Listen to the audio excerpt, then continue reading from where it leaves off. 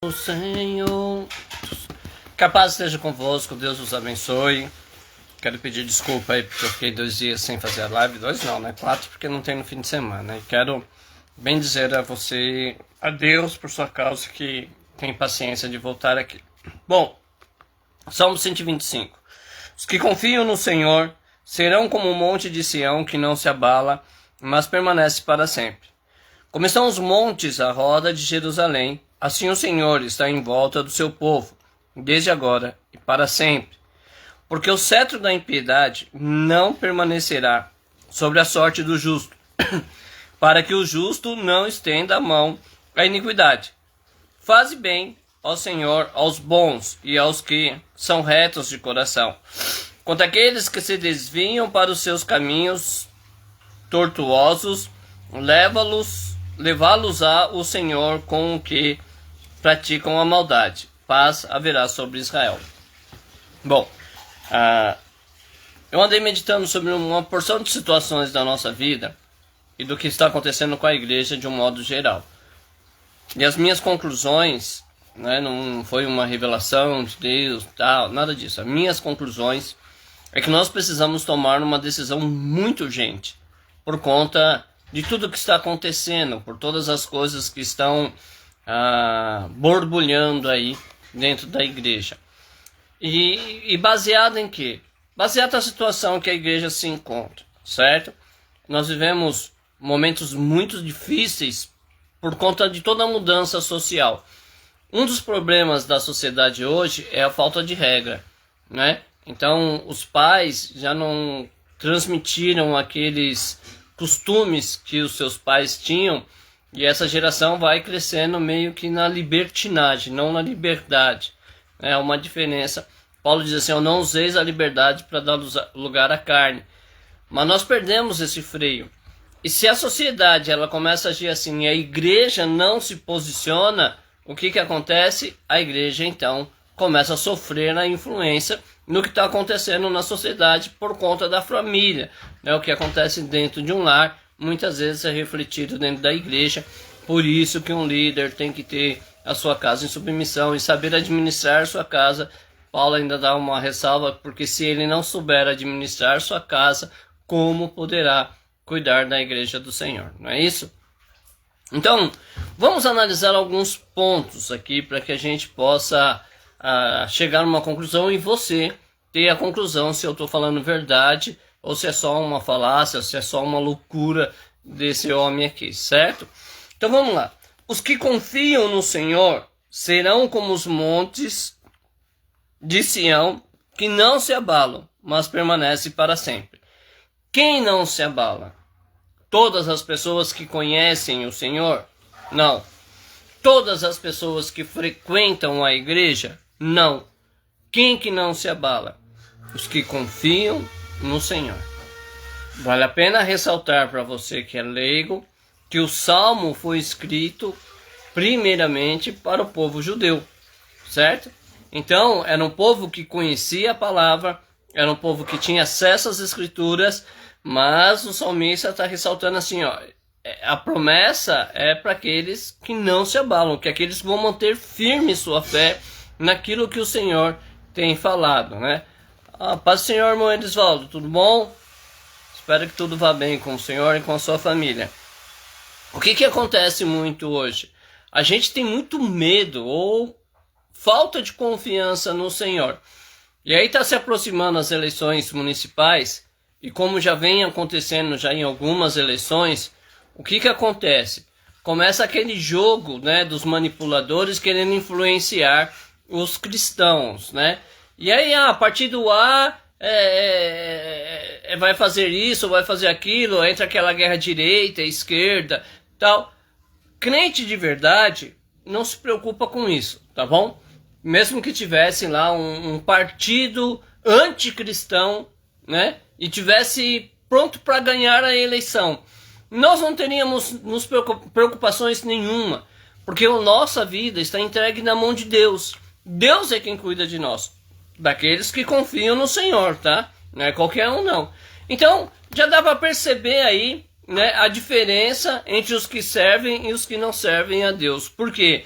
Porque muitos crentes estão desesperados com esse negócio de esquerda, direita, centro, partido A, partido B, que vão fazer, que vão deixar de fazer. Irmãos, o governo da terra não está na mão de Satanás. O governo da terra ainda pertence ao Senhor. Ele permite algumas situações que a gente às vezes estranha, mas ele não perdeu o controle de nada. E só vai acontecer sobre a face da terra aquilo que ele permitir.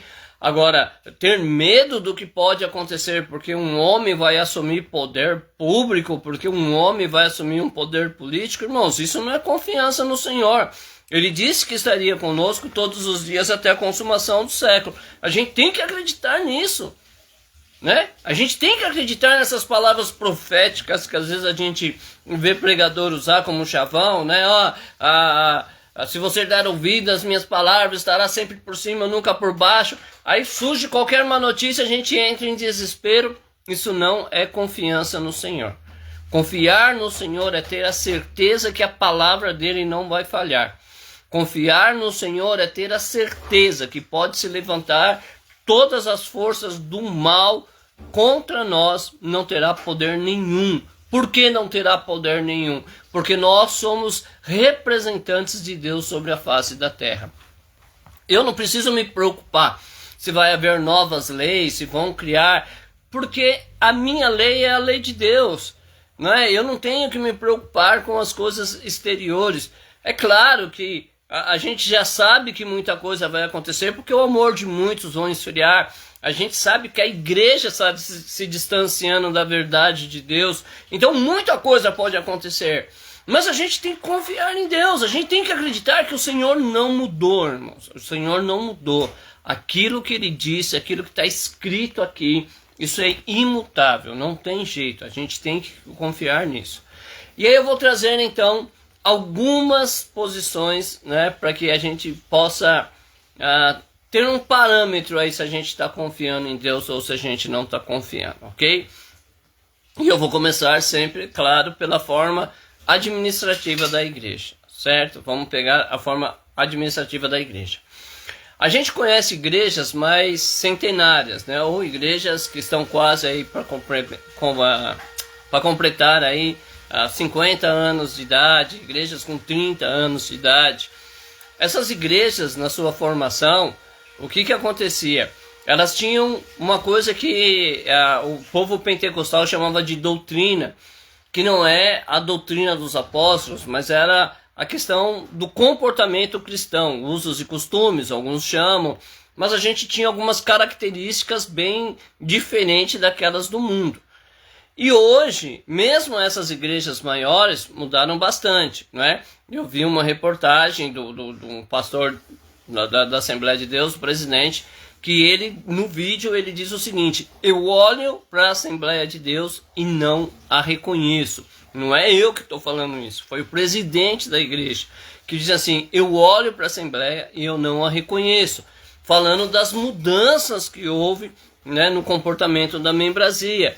Mas é claro, né, se a mudança houve, quem deveria impedir isso era o pastor, era o corpo de obreiro, né? Quem deve conduzir as ovelhas é o pastor, não as ovelhas conduzir o pastor. Isso é errado.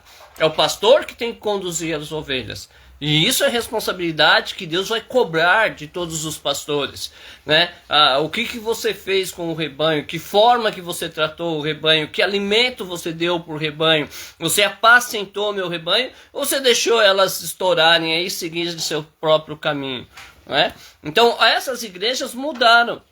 Algumas mudanças podem ter sido positivas, sim, claro, não estou falando que a gente não tem a liberdade.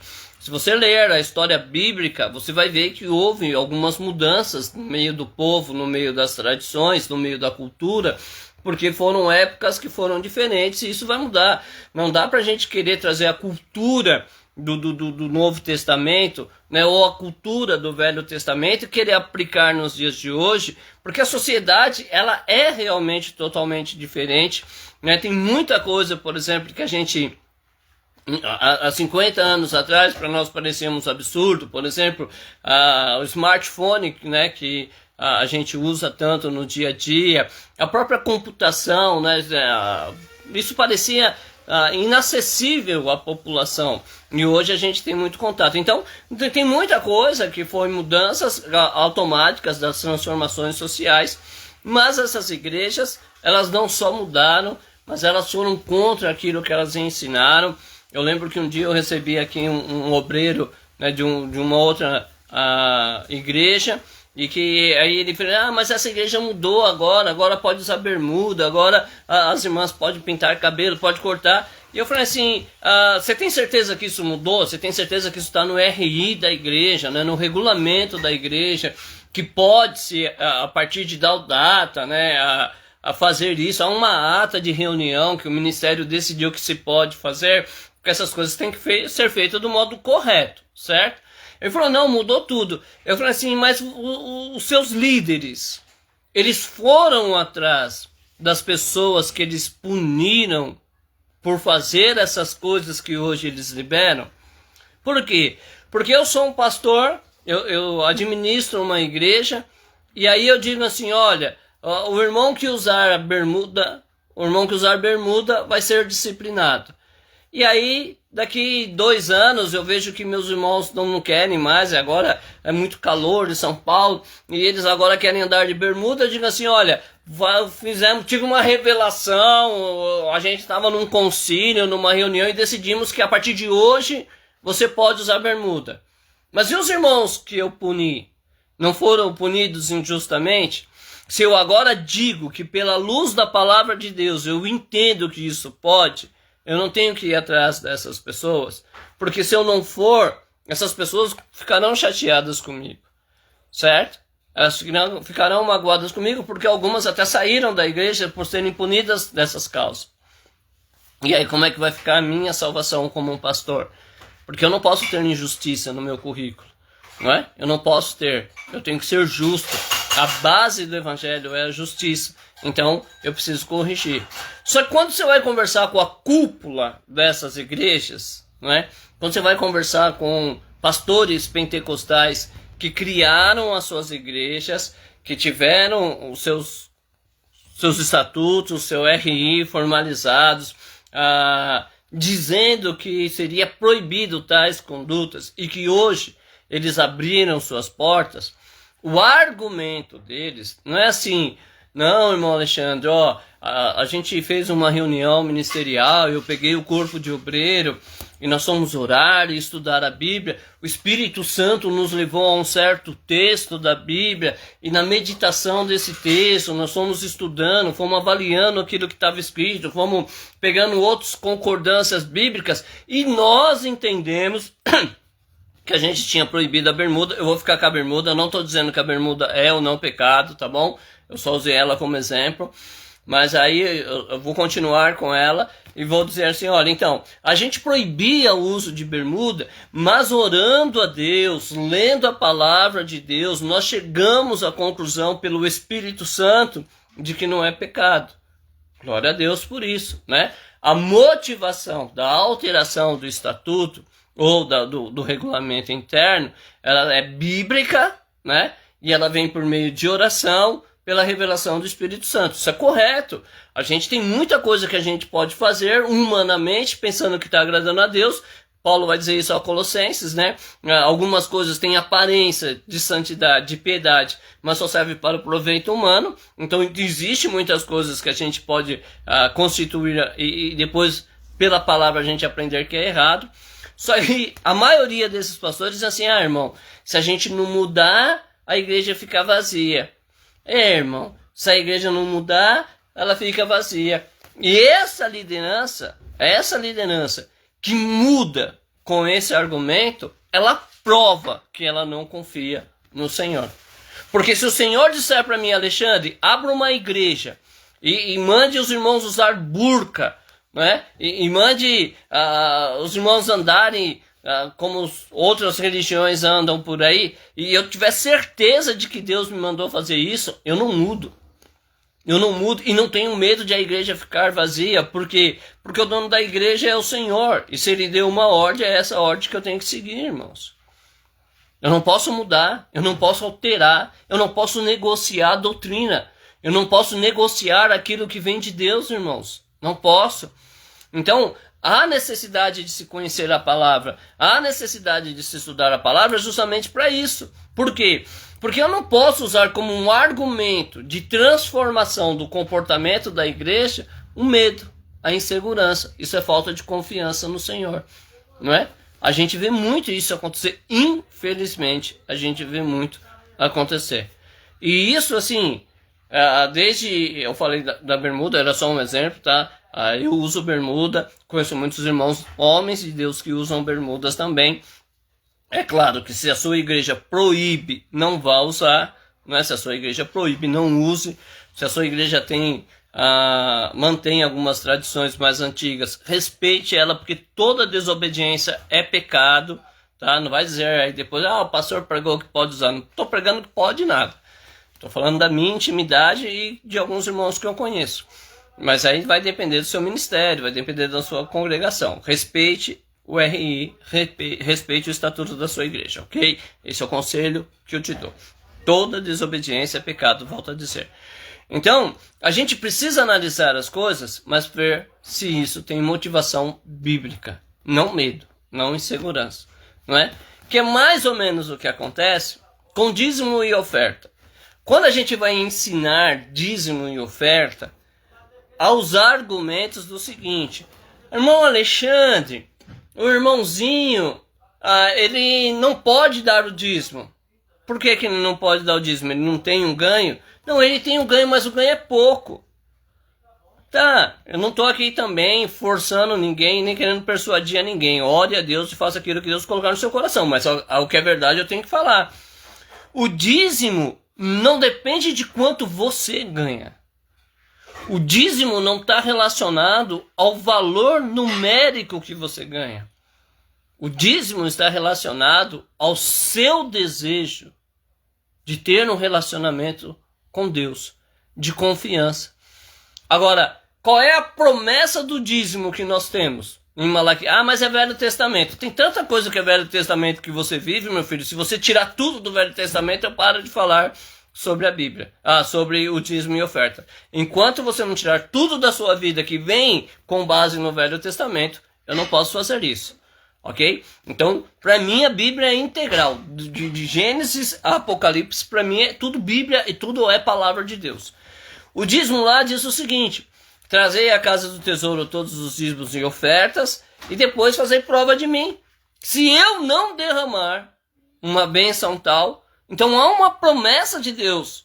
Deus não vai falhar com a sua palavra. Mas eu tenho medo, pastor, porque eu dou o dízimo, vou passar fome. Você não confia no Senhor, filho. Mas eu vou dar o dízimo e... Gente, não tem argumento, tá bom? Se você não é dizimista, você não confia no Senhor. Mas eu sou pregador, a igreja lota, acontece piruetas quando eu prego. Tudo bem. Você pode fazer o que você quiser. Você não pode me dizer que você confia no Senhor. Porque você não confia. Porque você não obedece a palavra do Senhor. Ok? E não estou dizendo que você vai para o inferno ou não. Eu estou dizendo que você é desobediente. A minha Bíblia ensina que toda desobediência é pecado. Se você acha que o pecador vai para o céu, também você não precisa nem pregar mais. Porque aí está todo mundo no pecado, vai todo mundo para o céu. Pregar o evangelho é dizer que as pessoas precisam se arrepender. Essa é a base do evangelho. Então, a gente não confia. Enfermidades, não é? A Bíblia diz que o Senhor, né, se você estiver doente, Tiago, Novo Testamento, quase final da Bíblia. Entre vós algum doente, chame os presbíteros para ungir com óleo e na oração da fé os enfermos serão curados. Mas eu fico doente, eu vou para a igreja chamar um presbítero? Não. Eu vou correr para o hospital. Pastor Alexandre, agora o senhor falou besteira. Porque você sabe, pastor, que existem doenças que é para Deus e existem doenças que é para o médico. Claro que eu sei. Oxe, você acha que eu sou besta? Você quer saber quais são? Vou dizer para você. Toda enfermidade que você não tiver fé que Deus pode curar, o médico pode curar para você. Mas se você tiver fé que Deus pode curar, então essa é uma enfermidade para Deus curar. O problema não está em Deus, nem na enfermidade. O problema está na sua fé. É que tem fé que você pode ser curado. E tem fé que não. A gente vai pegar, por exemplo, a mãe daquele menino que faleceu, que o profeta profetizou. Ela foi até o profeta com o menino morto. E quando ela ia pelo caminho, as pessoas perguntavam: ah, tá tudo bem? Ah, tá tudo bem. Ah, tá tudo bem. Tá tudo bem. Vai tudo bem contigo? Vai tudo bem. Ela chega lá no profeta e faz um pedido. Fala: ó, aconteceu isso, agora se vira. Assim que profetizou, vai lá dar vida pro menino. O profeta até manda o seu moço e não dá certo. Ela poderia ter desanimado, ela poderia ter desistido ali. Mas ela perseverou em crer. Ela confiou no Senhor. E aí o profeta vai e o menino ressuscita. Aí você tem histórias na Bíblia de muitas enfermidades. A mulher, 12 anos com fluxo de sangue, tá lá, não podia nem sair de casa naquela situação, mas ela acredita, ela confia no Senhor. E ela vai, passa, toca na orla do vestido de Jesus. Confiança. Agora, quantas histórias nós temos de mulheres que têm hemorragia e foi curada pelo Senhor? São poucas. Por quê? Porque nem todas creem. Nem todas creem. Ah, pastor, mas a senhora é muito radical. Bom, eu não, a Bíblia. Porque eu não estou falando minhas teorias. Eu não estou aqui trazendo teoria. Eu estou falando o que a Bíblia diz. E é sobre isso que é o tema dessa live. Os que confiam no Senhor. Eu confiar no Senhor é eu ter a certeza de que a palavra dele não vai falhar. De que as promessas dele não falharão. Esses dias eu estava conversando com um amigo meu, amigo de trabalho, que é católico carismático. Nós estávamos falando da fé de Abraão, né? Como Abraão foi chamado pai da fé e tudo que aconteceu na vida dele. E nós estávamos lembrando o episódio do sacrifício de Isaac. Que ele vai ofertar Isaac em holocausto. E ele vai com os moços, né? Os moços sobem com ele até uma altura do monte. Chega numa certa altura e diz assim: ó, aqui vocês ficam. Eu e o garoto, nós subiremos e voltaremos. Ele não diz assim: vai subir eu e Isaac e eu vou voltar. Não, ele diz assim: nós vamos, nós voltamos. Certo? Mas olha só a dimensão de fé. Por quê? Porque ele ia ofertar o seu filho em holocausto, certo?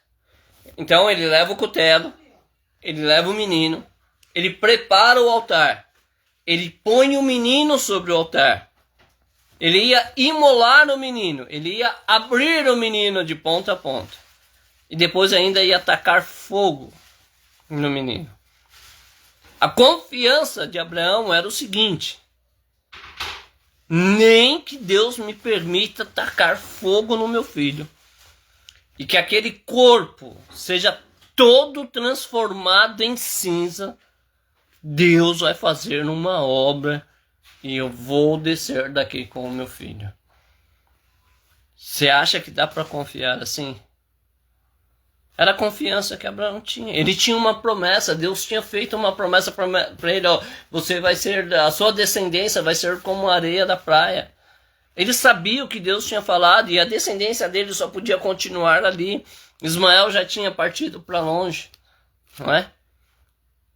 Então, o que Deus prometeu para você? O que Deus falou acerca da sua vida? Você confia que vai acontecer?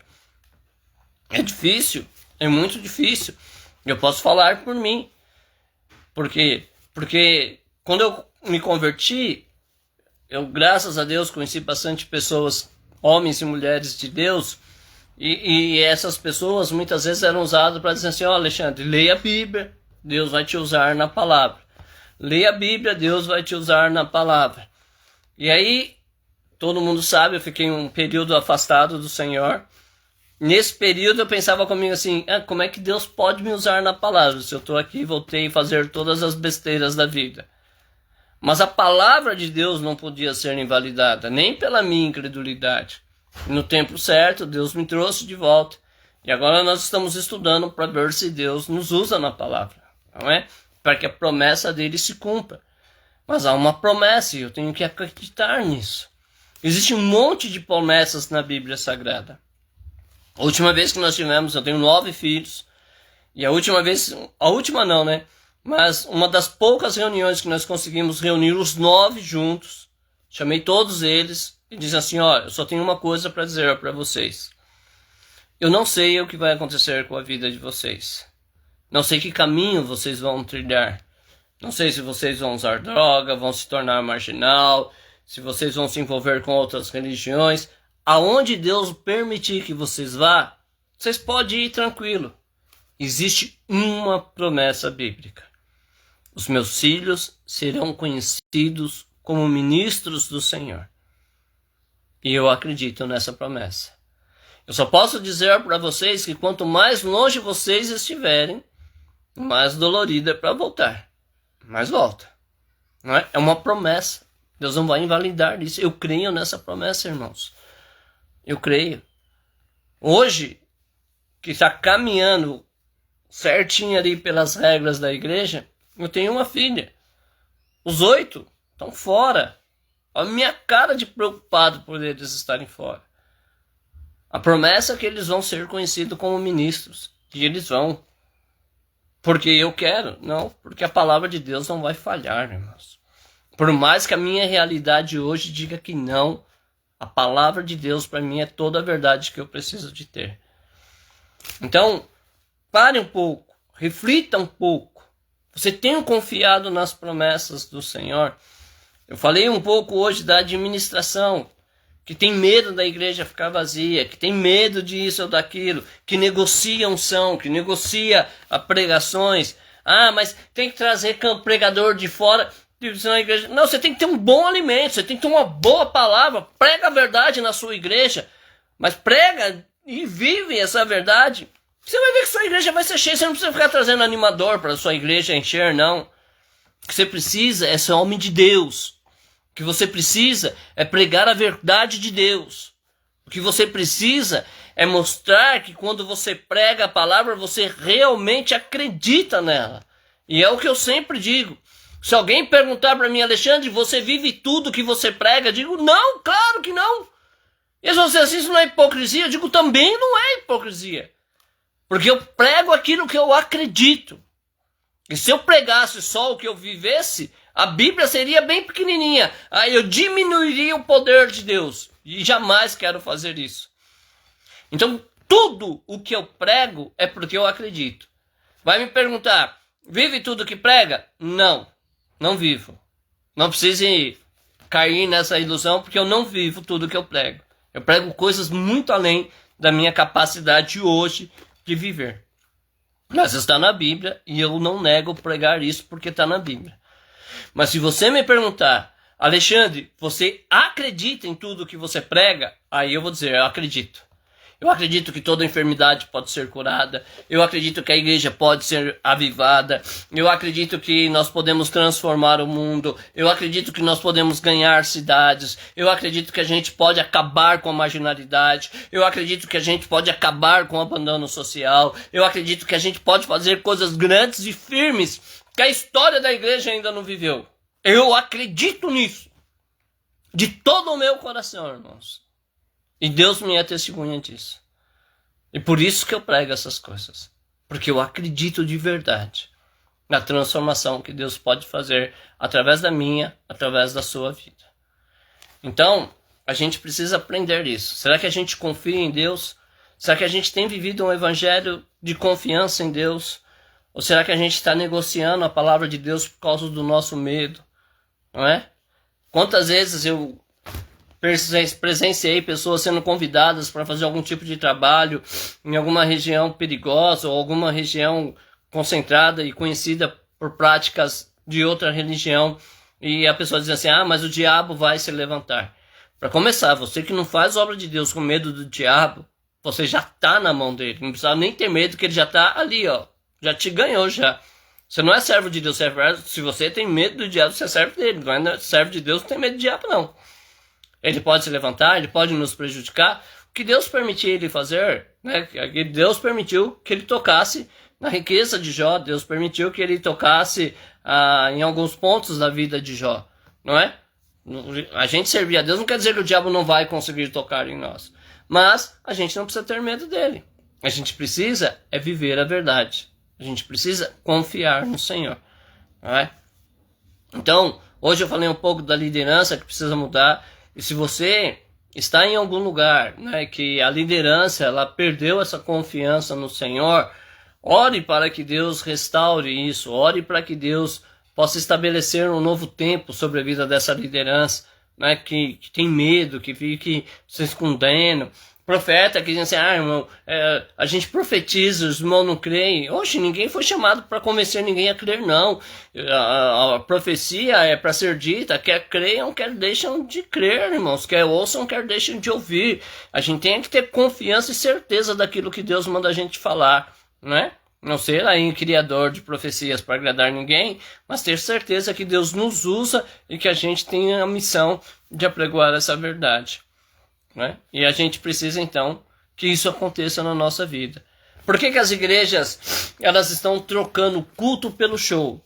Por que as igrejas estão trocando a palavra de Deus pela a neurolinguística, pelas tradições orientais, por exemplo, né? Pelos costumes estoicos, né? Que a gente vê aí dentro da igreja? Porque perderam a confiança no Senhor, né? A gente não acredita mais que Deus vai agir na nossa vida. E isso acontece pelo simples fato do seguinte, irmãos. Depois a gente vai estudar isso um pouco mais amanhã, né? Paulo ele diz assim, ninguém que milita se embaraça com os negócios dessa vida. E ninguém que milita é coroado se não militar legitimamente. Existe uma forma para a gente fazer todas as coisas. Existe conselhos de Deus, normas de Deus para que a gente faça todas as coisas. E a gente precisa, então, se adaptar a isso. Nós não estamos fazendo. Nós temos consciência disso. Nós sabemos que nós não estamos alimentando o faminto. Nós sabemos que nós não estamos vestindo nu. Nós sabemos que nós deixamos as obras assistenciais para os presos, para os doentes. E tudo isso nos será cobrado. E a gente tem consciência disso. E por ter essa má consciência de pecado, nós não conseguimos chegar até o trono da graça com confiança. Mas isso a gente vai deixar para o meio da semana, ok? Confie no Senhor. O Senhor te fez promessa. Dizem, eu nunca contei, tá bom? Nunca contei. Muitos estudiosos dizem que neste livro aqui, reconhece esse livro aqui, dizem que neste livro aqui contém mais de 8.000 promessas de bênçãos. As bênçãos, elas sim podem ser, né, bênçãos específicas para um momento, como Pedro andar sobre as águas, era uma coisa específica para Pedro naquele momento, né? A oferta de Deus, né, para Salomão foi uma coisa exclusiva naquele momento. Pode acontecer de novo? Pode, não tem problema nenhum, né? Acontecer de novo, mas o texto bíblico está condicionado a uma situação, a uma pessoa, né? Isso a gente tem que entender. Mas as promessas feitas para as nações, as promessas feitas para a igreja, a promessa feita para aqueles que acreditam, as promessas feitas para aqueles que confiam, elas dizem respeito a nós, né? Pedro diz, as promessas dizem respeito a vós, aos vossos filhos e a todos quantos estão longe e o Senhor chamar. Então, nós precisamos confiar nessas promessas. E é claro, se você é crente, você teve num culto, Deus usou alguém lá falando uma palavra profética, seu coração ardeu, essa profecia é para você, essa promessa é para você. Você pode viver em nome de Jesus, é claro, se você confiar. Amém? Então, eu agradeço aí a presença dos irmãos que assistiram. Eu quero pedir a você que é crente, que reveja os seus caminhos, que analise a sua vida, vê se você está confiando mesmo no Senhor, vê se sua fé é verdadeira mesmo no Senhor, naquilo que a palavra de Deus diz, não é? Ou se a gente está trocando isso e o porquê que nós estamos trocando, né? Para ver se é uma estratégia de Deus, se é um medo que a gente tem. Geralmente é o medo, mas aí depende de cada um se examinar, né? E você que não é crente e por acaso ouviu essa live, eu queria então deixar um convite para você conhecer o Evangelho de Jesus, né? Eu não sei aonde essa live vai chegar, não sei como você vai entrar em contato com ela, mas o meu conselho é que você procure perto da sua casa alguém, né, que você olhe e você veja a sinceridade no servir a Jesus.